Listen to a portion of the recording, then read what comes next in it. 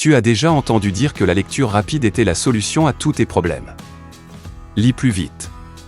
Tourne plus de pages. Avance plus rapidement. Et sur le papier, ça semble logique. Si tu lis plus vite, tu couvres plus de chapitres. Si tu couvres plus de chapitres, tu es mieux préparé. Non. Eh bien voilà ce que j'ai découvert après 14 jours à tester la lecture rapide sur mes cours. Pendant 14 jours, j'ai lu tout différemment. J'ai appliqué les techniques de lecture rapide, guidage avec le doigt, lecture en bloc, suppression des régressions, augmentation progressive de la vitesse. Et à la fin de ces 14 jours, j'ai fait un test. Pas un test de vitesse. Un test de mémoire. Et le résultat m'a complètement changé la façon dont je vois la lecture.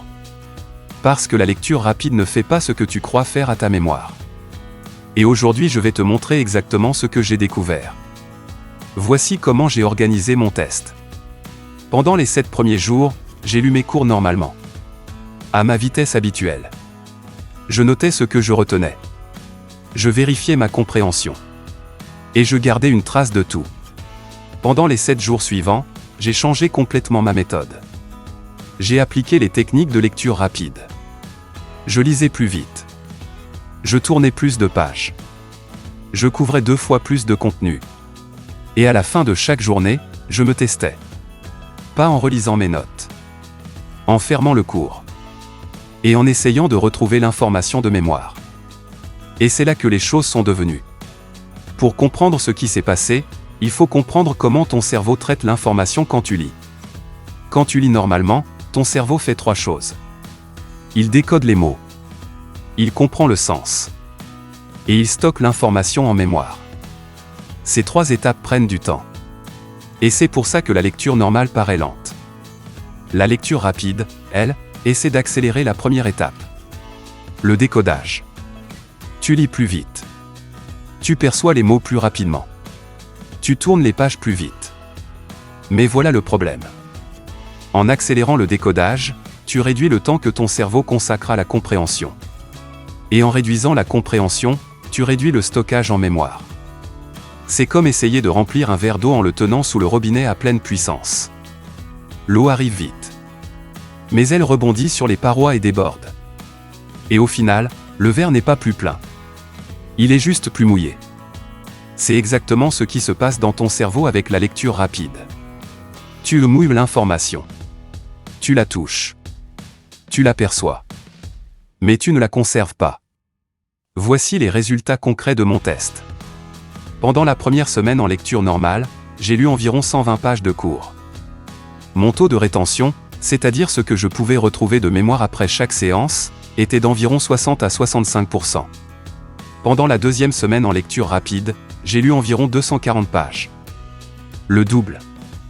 Mais mon taux de rétention, il était tombé à environ 35 à 40%. Pire.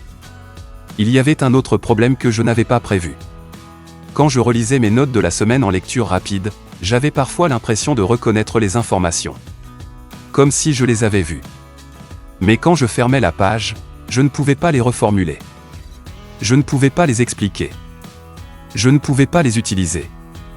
Et c'est là que j'ai compris une distinction fondamentale. La différence entre reconnaître une information et connaître une information. En lecture rapide, tu reconnais plus de contenu. Mais tu ne connais pas plus de contenu. Et pour un examen, c'est la connaissance qui compte. Pas la reconnaissance. Voici le vrai piège. La lecture rapide te donne l'illusion de progresser. Tu lis plus de pages. Tu coches plus de chapitres sur ta to-do list. Tu as le sentiment d'avoir couvert le programme. Et ce sentiment est agréable. Il te fait croire que tu avances. Mais en réalité, tu tournes en rond. Parce que le but de lire un cours n'est pas de le terminer. Le but de lire un cours, c'est de le retenir. Et relire 200 pages sans les retenir, c'est moins utile que lire 100 pages et en garder 70%. Il y a un concept en psychologie cognitive qui s'appelle le taux de traitement. Plus tu traites une information en profondeur, mieux tu la retiens. La lecture rapide réduit ce traitement. Elle rend le passage à travers le texte plus fluide. Mais elle réduit la profondeur. Et c'est précisément cette profondeur qui fait la différence entre un cours lu et un cours appris. Depuis ce test, j'ai changé ma façon de lire. Et voici ce que j'applique aujourd'hui. Coche épaisse blanche règle 1, je lis lentement la première fois. Quand je lis un cours pour la première fois, je prends mon temps. Je ne me fixe aucun objectif de vitesse.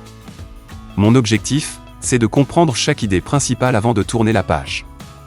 Coche épaisse blanche règle 2, je m'arrête après chaque paragraphe. Je ferme le cours.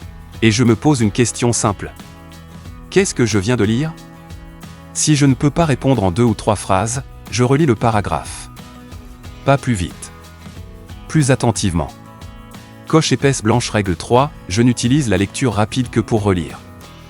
La lecture rapide est utile quand tu relis un cours que tu connais déjà. Pour revoir une page que tu as déjà comprise. Pour repérer une idée que tu as déjà stockée. Mais elle n'est pas adaptée à la première lecture d'un cours nouveau. Coche épaisse blanche règle 4, je transforme en question. Après chaque séance de lecture, je transforme les informations importantes en questions. Et je me teste. Parce que lire sans se tester, c'est comme remplir un seau percé. Tu mets de l'eau dedans. Mais elle ne reste pas. Est-ce que la lecture rapide est un outil utile? Oui, dans certains cas. Mais est-ce qu'elle est capable de remplacer une lecture profonde et réfléchie? Non. Et si tu es étudiant et que tu cherches à retenir tes cours pour de vrais examens? La lecture rapide ne sera jamais ton meilleur allié. Parce que ton cerveau n'est pas une machine à scanner des pages. Ton cerveau est un organe qui a besoin de temps pour comprendre, traiter et stocker. Et parfois, ralentir, c'est le meilleur moyen d'aller plus loin. Donc la prochaine fois que tu ouvres un cours, ne te demande pas « Comment lire plus vite ?» Demande-toi plutôt « Comment mieux retenir ce que je lis ?» Parce que c'est la seule question qui compte vraiment. Dis-moi en commentaire. As-tu déjà essayé la lecture rapide? Et est-ce que tu as vraiment l'impression d'avoir retenu plus? Si cette vidéo t'a aidé à comprendre comment fonctionne ta mémoire, abonne-toi à la série Mental étudiant.